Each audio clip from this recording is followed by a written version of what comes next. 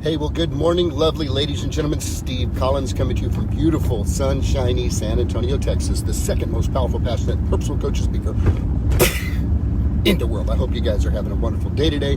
I'm really starting to get excited about us moving into our new building and being able to be on the road and having a drive and moving away from my daily quotes to my daily videos again. Today, I want to tie into today's daily quote, which is this: never worry about your critics, because the loudest voices are in the stands, they are not on the field. Let me say that one more time. Never worry about your critics, because the loudest voices are in the stands, they are not on the field. Simply put, when I asked my young son this morning, what do you think that means, boy? He said, what I think that means is the people on the field are the ones getting it done, and the people in the stands are the ones criticizing or judging or condemning or going at them or telling them what they should be doing, but they don't have the ball. They're not on the field and they're not in the game. Very good observation. So what do I simply mean by that? Many times the voices of critics hinder people from moving forward in the pursuit of their dreams or their goals, especially if they're surrounded by folks who do not have a history of achieving their own goals. In a sincere desire to keep a person they care about from being disappointed, maybe as they were disappointed, they will share subtleties of, well, it's okay. Well, things like that don't work out. Well, sometimes things don't happen. Well, you tried.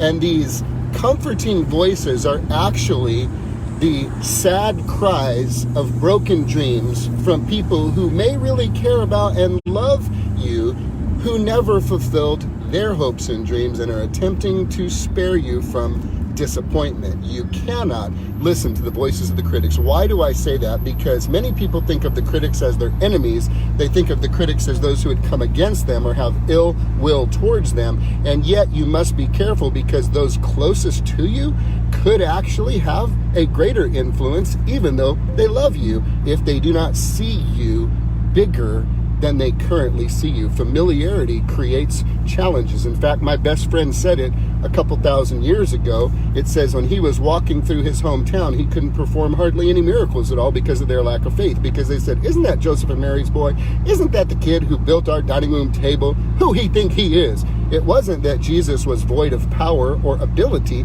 It was that their familiarity with him prevented them from receiving the great things he had in him for them, and they missed an opportunity. And such is with you. Remember this: when you watch a football game, when you watch a basketball game, when you watch a baseball game, when you watch the UFC, what you will typically find is the loudest voices is the most out of shape, unhealthy, 80 pounds overweight dude screaming and yelling with the hot dog in one hand, a beer in the other hand, trying to tell somebody on the field who is a disciplined, committed, incredible athlete what they're doing wrong.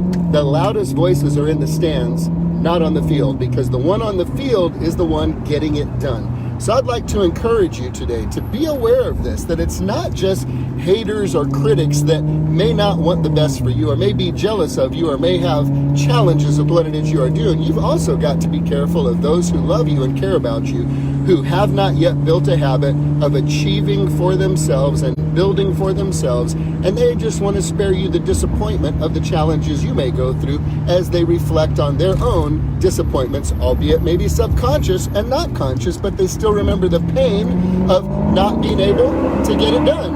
Forgive me. Sorry, yellow light means punch it, right? It even jacked up my telephone. My telephone's like, what you do, Brother Collins?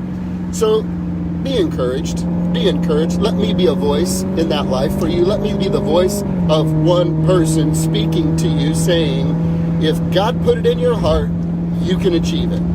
The only way you lose is by quitting. Don't listen to the voice of your critics. The loudest voices are in the stands. They're not the ones on the field. Have a great day, guys.